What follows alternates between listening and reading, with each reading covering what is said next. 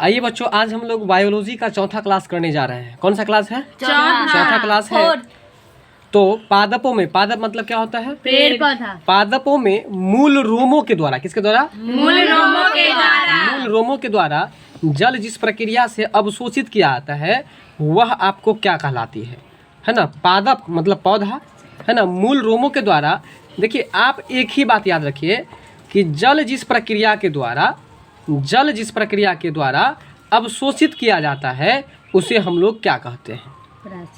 उसे हम लोग परासरण कहते हैं। ठीक है, बस एक ही चीज़ याद रखिए, इस सब को कट कर दीजिए। जल, ठीक है, जल जिस प्रक्रिया से अवशोषित किया जाता है वह क्या कहलाती है? परासरण कहलाती है। क्या कहलाती है?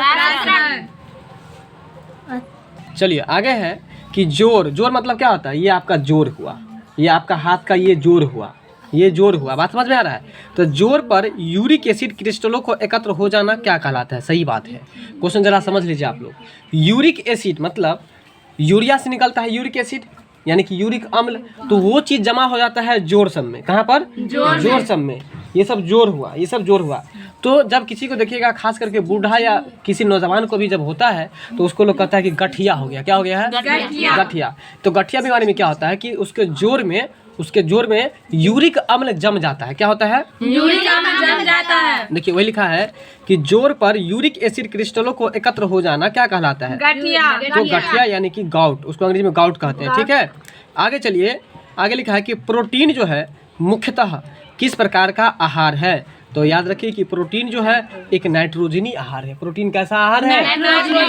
प्रोटीन कैसा आहार है? तो नाइट्रोजनी आहार है। आगे प्रश्न है, किस कोशिका द्रव्य कोशिकाओं को यूकेरियोटिक कोशिकाओं के भीतर प्रोक्योरिटिक कोशिका माना जाता है? तो इस प्रश्न को आप छोड़ दीजिए, इतना लॉन्ग क्वेश्चन एग्जाम में नहीं पूछता है। अगला प्रश्न है कि हमारे शरीर को ऊर्जा जो देता है, वो अभी आप पढ़े थे जस्ट कि हमारे शरीर को सबसे अधिक ऊर्जा जो देता है वो कार्बोहाइड्रेट देता है, लेकिन उसके ठीक बाद यदि बात करें तो वसा देता है। कौन देता है? वसा। तो हमारे शरीर में ऊर्जा का पोषक, तो पोषक मतलब जिससे आपको शरीर पलाता है उसे हम लोग पोषक तत्व कहते हैं। तो वो कौन सा पोषक तत्व है? तो कार्बोहाइड्रेट। अगला प्रश्न है आपका अगला प्रश्न है कि कॉकरोच मतलब तिलचट्टा, कॉकरोच और सिल्वर फिश में परिसंचरण तंत्र, है ना? परिसंचरण तंत्र पाया जाता है कहाँ पर? किस तरह का पाया जाता है? तो विपरीत प्रकार का। किस तरह का पाया जाता है? कॉकरोच और सिल्वर फिश में परिसंचरण तंत्र जो पाया जाता है वो किस प्रकार का पाया जाता है? विपरीत प्रकार का पाया जाता है। ठीक है, कॉकरोच और सिल्वर फिश में यहाँ दो क्वेश्चन बन रहा है। और क्वेश्चन पूछेगा कि कॉकरोच में, कॉकलेट नहीं है खाने वाला, कॉकरोच में परिसंचरण तंत्र जो पाया जाता है वो किस प्रकार का? तो विपरीत प्रकार का। या सिल्वर फिश में पर जो परिसंचरण तंत्र पाया जाता है वो किस प्रकार का पाया जाता है? विपरीत प्रकार का पाया जाता है। अगला प्रश्न है तंतु आहार क्या है? तंतु आहार में शामिल है। तो बताइए तंतु आहार में क्या शामिल है? प्रोटीन। तो तंतु आहार में आपको शामिल है प्रोटीन। तंतु आहार में क्या शामिल है? प्रोटीन। तंतु आहार में क्या शामिल है? प्रोटीन शामिल है। अब आगे चलिए, तो इस चीज को याद रखिएगा कि तंतु आहार में क्या शामिल है? प्रोटीन। तंतु का अंग्रेजी होता है फाइबर और आहार का अंग्रेजी होता है डाइट। क्या होता है? डाइट होता है। ठीक है, तो बताइए एक बार कि कॉकरोच के परिसंचरण तंत्र जो होते हैं वो किस प्रकार का होता है? विपरीत प्रकार का। बहुत अच्छा। बताइए सिल्वर फिश में जो परिसंचरण तंत्र होता है वो किस प्रकार का होता है?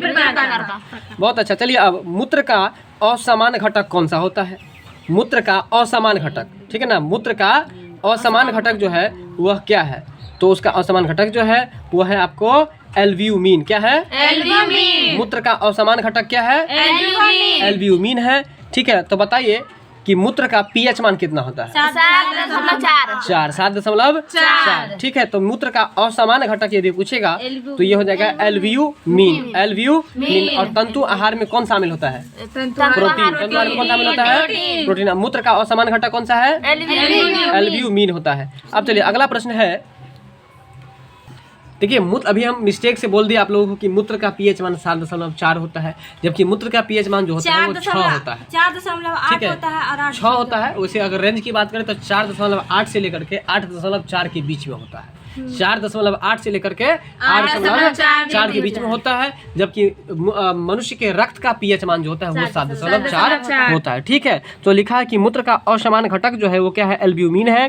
रूमेटिक हृदय रोग का इलाज जो क्या आता है किसके द्वारा? देखिए, रूमेटिक रूमेटिक हृदय रोग का जो इलाज किया जाता है एपिरीन के द्वारा। किसके द्वारा? एपिरीन के द्वारा। रूमेटिक हृदय रोग का जो इलाज किया था किसके द्वारा? एपिरीन के द्वारा। अगला प्रश्न है कि आरबीसी का कब्रिस्तान किसको कहा जाता है? ठीक है, रूमेटिक हृदय रोग का जो इलाज किया जाता है वो एपिरीन के द्वारा, और आरबीसी का कब्रिस्तान किसको कहा जाता है? तो पलिहा को। आरबीसी का कब्रिस्तान किसको कहा जाता है? ठीक है, देखिए कब्रिस्तान मतलब होता है मुस्लिम लोग जहाँ पर दाह संस्कार, दाह नहीं मतलब दफनाते हैं, उसको कहते हैं कब्रिस्तान। तो कब्रिस्तान में जाकर के उसको परा देता है ना, तो परा देता है मतलब कि पलिहा। ठीक है, आरबीसी का कब्रिस्तान किसको कहता है? आरबीसी का फुल फॉर्म क्या होगा? आर से रेड, बी से ब्लड, सी से सेल। तो पिट्ठो की होगा। चलिए, मानव शरीर में रक्त की अपर्याप्त आपूर्ति को हम लोग क्या कहते हैं? अगर आपके शरीर में खून जो है ना बहुत अधिक मात्रा में हो गया, मतलब जितना होना चाहिए उससे ज़्यादा है, मतलब उससे कम है, अपर्याप्त आपूर्ति। अपर्याप्त का मतलब होता है कि आपको मतलब कमी हो जाना। जब आपके शरीर में रक्त की कमी हो जाएगी तो इसको हम लोग इस्कीमिया कहते हैं। क्या कहते हैं? इस्कीमिया कहते हैं। देखिए, आपके शरीर में जब खून की कमी हो जाएगी तो आप एक स्कीम बनाइएगा, और स्कीम में क्या बनाइएगा कि हमको किस तरह से क्या करें कि हमको खून जो है ना आपको शरीर में बढ़ जाए। बात समझ में आ रहा है? तो मानव शरीर में रक्त की अपर्याप्त आपूर्ति को क्या कहते हैं? तो इस्कीमिया कहते हैं। किस जीवित देह, चलिए अब आपका अगला प्रश्न है, किसी जीवित देह, क्या लिखा हुआ है? किसी जीवित देह के भीतर कोशिका या उत्तक की मृत्यु को हम लोग क्या कहते हैं? देखिए, किसी जीवित देह के भीतर, इसको कट कर दीजिए, बस इतना याद रखना है कि कोशिका या उत्तक की मृत्यु को हम लोग क्या कहते हैं? तो उसको कहते हैं न्यूट्रोफिलिया। क्या कहते हैं? न्यूट्रोफिलिया। जी, लिखा है क्वेश्चन कि कोशिका या उत्तक की मृत्यु को, प्रश्न समझे कि नहीं समझे, जरा बोलिए आप लोग। कोशिका या उत्तक जब मृत्यु हो जाती है तो उसको हम लोग क्या कहते हैं? उसको हम लोग न्यूट्रोफिलिया कहते हैं। क्या कहते हैं? न्यूट्रोफिलिया। क्या कहते हैं? न्यूट्रोफिलिया। बहुत अच्छा। अगला प्रश्न है आपका, यदि किसी व्यक्ति के रुधिर मतलब क्या होता है? खून। यदि किसी व्यक्ति की रुधिर वाहिकाओं की त्रिज्या कम हो जाए, यदि किसी व्यक्ति की रुधिर वाहिकाओं की त्रिज्या क्या हो जाए? कम हो जाए, तो उसका रक्तदाब यानी कि ब्लड प्रेशर जो होता है वो क्या होता है? बढ़ जाता है। कहता है यदि किसी व्यक्ति की रुधिर वाहिकाओं की त्रिज्या कम हो जाए, जरा ध्यान दीजिए, रुधिर वाहिका मतलब क्या होता है? जैसे कि ये आप देख रहे हैं, मान के चलिए ये एक पाइप है, ये क्या है? पाइप। एक पाइप है, इस पाइप में पानी आ रही थी, लेकिन आप क्या करते हैं, कोई बच्चा क्या करता है कि इस पर पैर रख देता है। पैर रख देने से क्या होता है कि उसका जगह जितना जाता रहता पानी उससे कम जाता है, मतलब छोटा हो जाता है। तो जब छोटा होगा तो उसका प्रेशर क्या होगा? बढ़ जाएगा। बात समझ में आ रहा है कि नहीं समझ में आ रहा है? अरे जब आप खेत सिंचाई कर रहे होते हैं उस समय अगर मुंह पर अगर रख देते हैं उसको, तो थोड़ा देर बाद फिर क्या ज़्यादा भगता है पानी। तो वही बात है कि यदि कह रहा है कि यदि किसी व्यक्ति की रुधिर वाहिका मतलब वही खून की जाने की नली, रुधिर वाहिकाओं की त्रिज्या मतलब मोटाई, जैसे ये है ना, अभी जैसे ये गोला है, इतना गोला है और इतना गोला से इतना होगा, तो इसका त्रिज्या जो है वो कम जाएगा ना। तो जब त्रिज्या कमेगा तो रक्तदाब क्या होगा? बढ़ जाएगा। अगला प्रश्न है, गलसुआ, जिसको हम लोग मम्स रोग भी कहते हैं, गलसुआ क्या है? तो एक वायरल रोग है। यहाँ पर पहला एक प्रश्न बन रहा है कि गलसुआ क्या है? वायरल रोग है जो क्या करता है? तो कान में सूजन पैदा करता है, कर्ण पूर्व, ये इसको कहता है कि जो सूजन पैदा करता है कहाँ पर? तो कर्ण पूर्व ग्रंथि में। कहाँ पर? अगर आपसे पूछे कि गलसुआ क्या है, तो वायरस से द्वारा होने वाला एक रोग है। गलसुआ को अंग्रेजी में हम लोग क्या कहते हैं? मम्स कहते हैं। क्या कहते हैं? हाँ, मम्स। क्या कहते हैं? मम्स कहते हैं। यह एक वायरल रोग है और जो कि सूजन पैदा करता है। क्या पैदा करता है? सूजन मतलब क्या होता है? फूल जाना। तो ये कहाँ पर पैदा करता है? कर्ण पूर्व ग्रंथि में। किस ग्रंथि में? कर्ण पूर्व। चलिए, अब आपका अगला प्रश्न है कि तंबाकू का धुआं स्वास्थ्य के लिए क्या लाभदायक है कि हानिकारक है? हानिकारक है। क्यों? क्योंकि तंबाकू में क्या पाता है? निकोटीन। इसको ऐसे सोच लीजिए कि तंबाकू खाने में नीक लगता है ना, इसलिए इसमें निकोटीन याद रख लीजिएगा। ठीक है, तो तंबाकू में ऐसा कौन सा चीज पाया था जो हानिकारक है? अगला प्रश्न है कि आँख का रंग किस में मौजूद वर्णक पर निर्भर करता है? कहने का मतलब यह है कि आँख का रंग किस में मौजूद वर्णक पर निर्भर करता है? तो कॉर्निया में। किसमें? कॉर्निया में। कहाँ पर? कॉर्निया में। इस प्रश्न को आप लोग याद रखिएगा। ठीक है, आंख का रंग किस में मौजूद वर्णक पर निर्भर करता है? कॉर्निया में। ठीक है, चलिए, रुधिर मतलब क्या होता है? खून। और रुधिर वर्ग का खोज किसने किया? तो याद रखिएगा, लैंड स्टीयर ने किया 1900 ईस्वी में। कब किया है? रुधिर वर्गों की खोज कब की गई है? किसके द्वारा की गई है? लैंड स्टीयर के द्वारा। तो अब आप लोग बताइए, थोड़ा फिजिक्स में चलते हैं, इसमें केमिस्ट्री में, कि इलेक्ट्रॉन का खोज किसने किया? इलेक्ट्रॉन का जे थॉमसन ने किया है। प्रोटॉन का खोज किसने किया? रदरफोर्ड ने किया और न्यूटन का खोज किसने किया? चैडविक ने किया। अगला प्रश्न है कि मधुमक्खी के पालन को हम लोग क्या कहते हैं? देखिए मधुमक्खी जो मधु दे जाता है अपने सब पीते हैं ना, है ना, तो बच्चे को बोलेंगे ए लड़का पी जाओ, ए पी मतलब ए पी यानी कि एपीकल्चर। मधुमक्खी पालन को क्या कहते हैं? एपीकल्चर। अगला है कि एड्स का पूरा रूप क्या होता है? तो ए से होता है एक्वायर्ड, आई से इम्यूनो, डी से डिफिशियंसी और एस से सिंड्रोम। एड्स का पूरा नाम क्या होता है?